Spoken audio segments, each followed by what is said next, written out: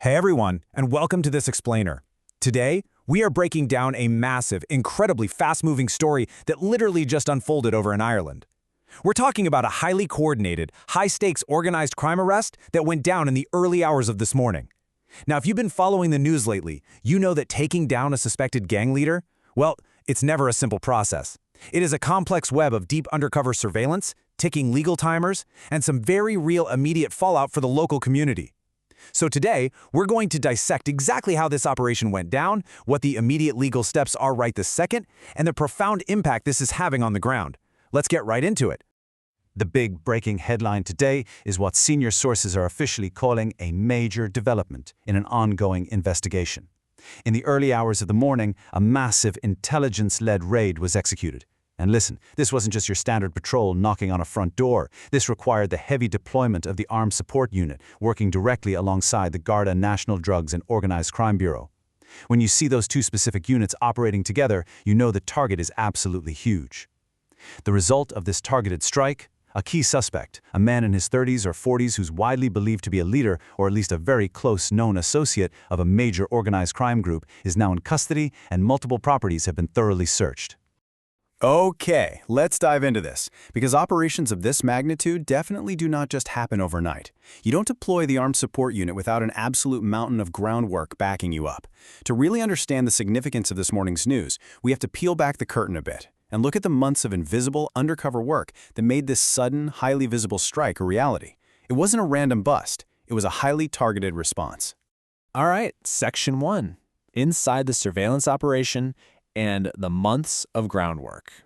Like I said, this wasn't a lucky break at a traffic stop.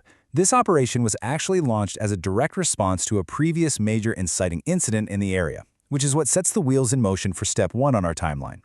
Step 2, though, that is where the real heavy lifting happens. For months, Gardaí have been conducting a massive, totally under-the-radar surveillance operation.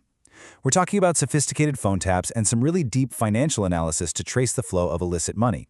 They were basically building a giant puzzle piece by piece. And that leads us directly to Step 3, the early morning raid we saw today.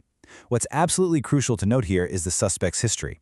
The target today is definitely no stranger to the courts. He's previously faced serious charges, including possession of firearms. But sources are indicating that because of this specific, meticulous timeline of phone and financial surveillance, the evidence gathered this time around is substantially stronger. It potentially links him directly to the specific crime under investigation, which is a huge deal. Moving on to Section 2, the 7-day legal clock and the legal timeline investigators are facing. You see, catching this guy is really only Step 1. The exact second he was detained, a very strict legal timer started ticking.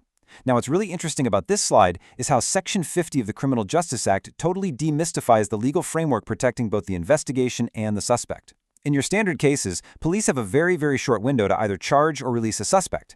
But Section 50? It's specifically designed for these highly serious cases, allowing Gardaí to detain and question a suspect for up to 7 days without a formal charge. Why does that matter? Because it gives them the absolutely crucial breathing room they need to conduct intense interrogations, cross-reference what he says with those months of surveillance data, and finalize their evidence without the immediate pressure of having to release a suspected gang leader back onto the streets in 24 hours. But look, even with that 7-day window, the procedural clock is racing. Step 1, the suspect has the right to consult a solicitor, which we understand has already happened. Step 2, Gardaí are frantically preparing the official file. They're combining all those phone taps, the financial records, and whatever they pulled from the raid today. Step 3, this massive file has to be sent over to the Director of Public Prosecutions, or the DPP, likely within the next 48 hours.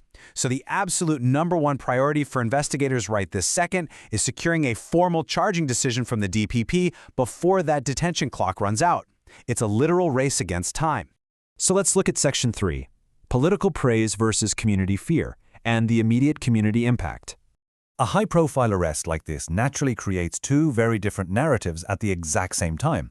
You've got the official viewpoint of a successful law enforcement operation, and then you have the harsh, often very anxious reality of the people actually living on the ground in these neighborhoods. On the official side, we're seeing statements like this from local politicians. Quote, "This arrest sends a clear message that the long arm of the law is catching up with those who terrorize our communities." Now, this perfectly represents the political victory lap, and honestly, it's a completely valid perspective. Officials are expressing genuine, palpable relief that a major figure, whose organization has reportedly caused severe intimidation in the area over the last year, has finally been taken off the streets. It's an undeniable win for the brave work of Garda Síochána. But we have to immediately contrast that with this quote from a local business owner. "We are glad they caught him, but we are locking our doors early tonight just in case." Wow, that perfectly encapsulates the grave anxiety on the ground, doesn't it? For the locals, the arrest isn't the end of the story, it's potentially the start of a very volatile new chapter. Residents remember history, and historically, suddenly removing a suspected gang leader doesn't necessarily bring immediate peace and quiet. Actually, it often sparks incredibly violent power vacuums as subordinates or rival factions violently scramble to fight for control of the territory. And that creates a highly complex environment out on the streets. There's cautious optimism, sure, but it is heavily weighed down by the fear of violent reprisals. So the absolute most crucial point here for investigators is getting witnesses to testify.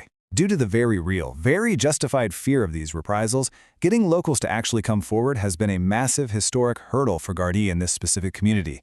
Intimidation is an incredibly powerful silencer. So to combat this tension and prevent violence from flaring up tonight, there has been a visibly increased Garda patrol presence deployed in the area as a preventative measure. They want to keep a lid on things before they can boil over. Which brings us to our final part, Section 4. What happens next and the unfolding fallout? As we've seen, taking this suspect into custody, it's just the ignition switch. The fallout from this is going to unfold rapidly over the coming days. A senior source closely tied to the investigation provided this highly revealing quote, literally calling today's arrest the first domino to fall. They are absolutely not ruling out further arrests. In fact, sources say that several other individuals are firmly in the frame right now. This means we can expect the Armed Support Unit in the Organized Crime Bureau to remain highly active. More property searches across the city area are highly likely in the coming days as the rest of the network is actively targeted. Which leaves us with this final, really pivotal question to think about. Will this major arrest successfully dismantle the organized crime network from the top down, or will it just spark a dangerous battle for control on the streets? The true cost and the true success of taking down a gang leader is pretty much never known on day one. We're going to be watching really closely as the DPP makes their charging decisions within that strict Section 50 time frame we talked about. Definitely keep an eye out for the upcoming press conference from Garda headquarters this evening, which should shed a lot more light on the ongoing operation. Thank you so much for joining me for this explainer, and I really hope this helps clarify the complex machinery working behind today's major headlines. Catch you next time.